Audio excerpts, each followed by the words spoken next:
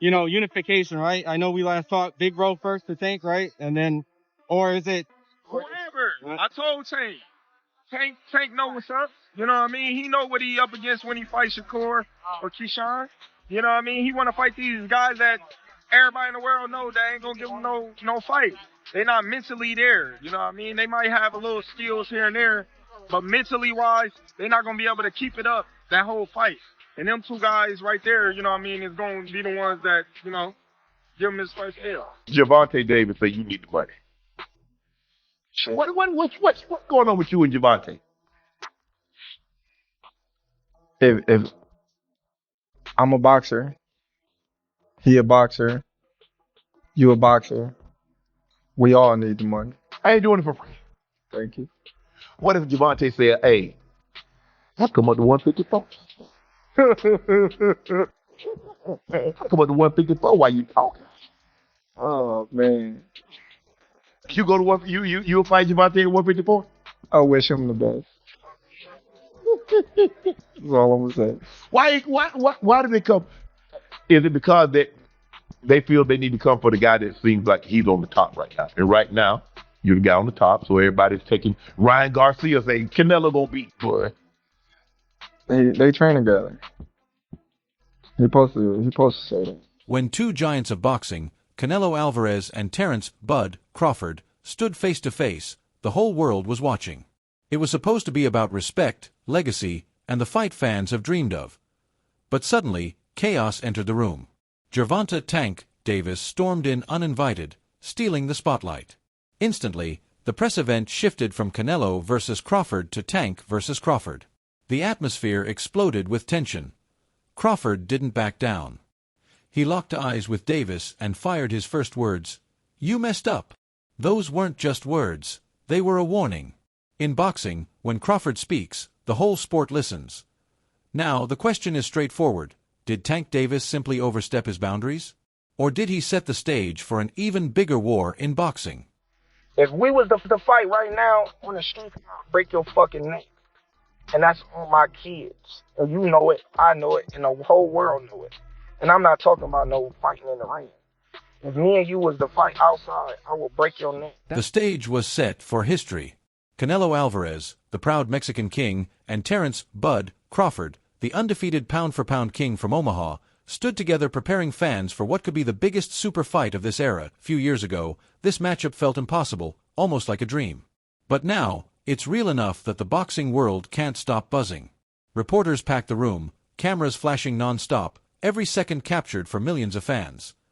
Crawford, usually a man who lets his fists do the talking, was surprisingly soaking in the spotlight. He was enjoying every bit of the attention, until suddenly, Gervonta "Tank" Davis appeared out of nowhere, turning the event upside down. You convince fans that he can beat Canelo. I ain't trying to convince y'all that he can beat Canelo. He's a good fighter. Yo, dude. But, so, I would say smaller fighters are always better than bigger fighters because they're smaller, they know how to move and things like that. But this guy is great at what he do. And another thing, bro. At first, many thought Tank Davis was just a bystander. But that wasn't the case. He began waving his arms, sneering at cameras, throwing jabs at Crawford's camp, and shifting all the spotlight. Tank wasn't there to watch. He came to steal the show. When people, what I got from that is he's a hater. If you don't know me as a person, say you don't like me. You don't know me. You feel me? And I don't give a fuck. Hell, if everybody including win, win. Same question for you. You're a proud father. Witnesses said Tank Davis truly stunned Crawford. The moment Crawford stepped away for a breather, Tank slid in, eager to make his presence felt. There weren't any cameras in that hallway, but those who were there described the atmosphere with one word: tense. Truth is, this tension didn't just start here. Tank has been dropping hints for months, acting like he could take out anyone at will. Even at welterweight, where the best fight, he's never shied away. So when fans started chanting Crawford's name, Tank didn't retreat. He leaned in, feeding off the fire and demanding his own spotlight. Never. He would never even think about to come up to 154. What about 47, though? Yes, if he could kiss a ball. Tank can never come from 35 to 54. Y'all got into it on social media around that time. Is that just you being competitive, like when it happens? Or Man, I just really don't like it. why though?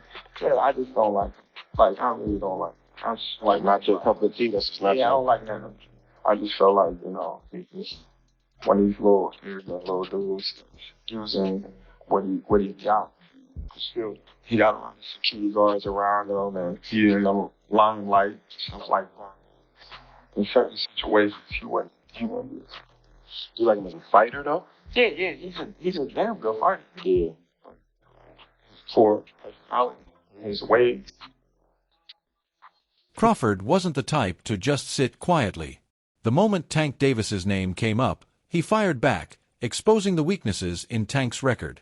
Crawford knew Tank had never faced anyone close to his level, and that's exactly when the spark of tension ignited, setting the stage for a showdown full of heat and drama. How you feel about that fight? Is it even possible at a catch weight? Nah, ain't no catch weight. You come up to 47. You're not even entertaining catch weight. No, I'm not. He's a champ though too, undefeated. What champ? Come on, man. Tell me what belt. You know boxing. You forgot Devin Haney is undisputed. Devin Haney got all the belts. He the champ. Nobody else the champ. I'm going to come up here where the big boys at. All right. I'll welcome them. Next came the Ring Magazine Gala, a night that flipped everything on its head. It wasn't Tank's event, yet all eyes were on Crawford. When reporters asked about Tank's no-show, Crawford didn't play around. The playful jabs had ended. Now every word landed like a punch, sharp, deliberate, and impossible to ignore.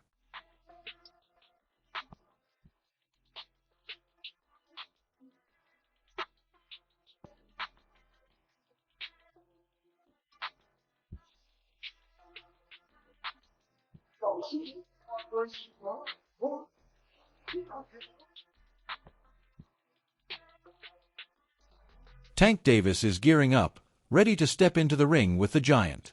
But let's be real, Crawford isn't just any fighter. He's bigger, stronger, and ready to remind everyone who commands the ring. He would never even think about come up to 154. All right, what about 47 though? Yes, he could pick his opponent. Tank can never come from 35 to 54. Y'all got into it on social media around that time. Is that just you being competitive, like when it happens? Or I just really don't like it. why though?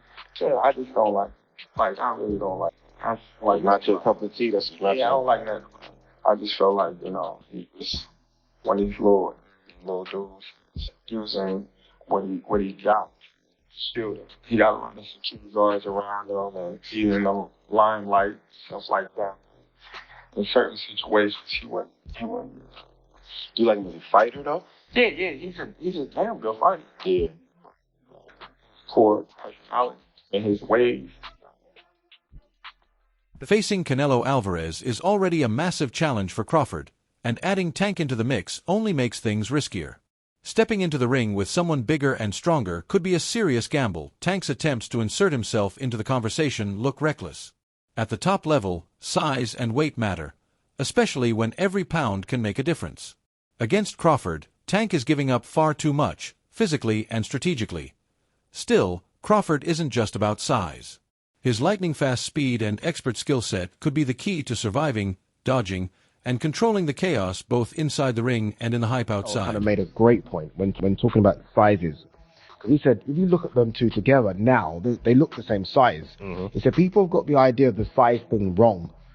Not looking at them as a physical package. Who has absorbed the bigger shots in the weight division?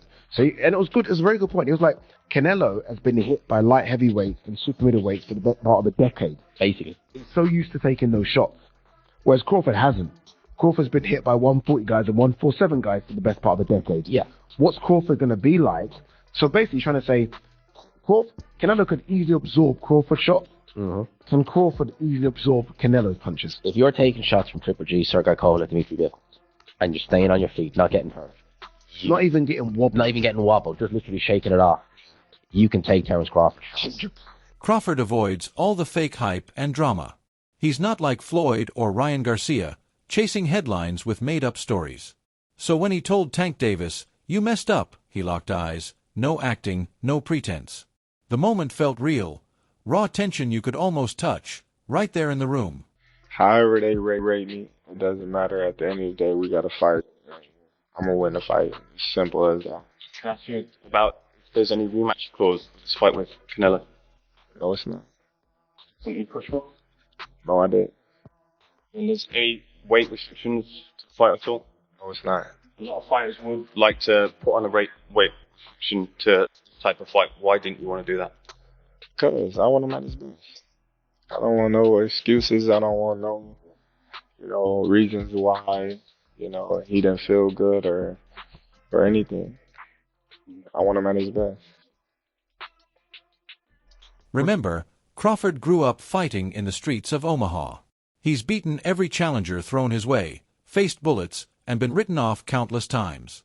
When he issues a warning, it's not empty words. It's the experience of someone who has seen it all and survived, ready for anything the ring throws at him. I want Canelo. Is there anybody in the camp that would say, you're not ready for this? It's a big boy. He's strong. That's a conversation. It's not just, oh, man, you will whoop his ass. Yes, man. You know what I mean? I'm not worried about Canelo. I'm not thinking about Canelo. I'm just focused on his real match. In a small way, is this a stepping stone to your dream fight? I don't look at fights as a stepping stone. It's about now. When Crawford talks, it's about real fights, not fake hype. He doesn't chase headlines like Floyd or Ryan Garcia. When he told Tank Davis, "You messed up," he stared him down. It wasn't for show. Crawford's street fighting roots in Omaha shaped a man who knows how to handle heat and survive challenges nobody else could. Meanwhile, Tank seems mentally checked out.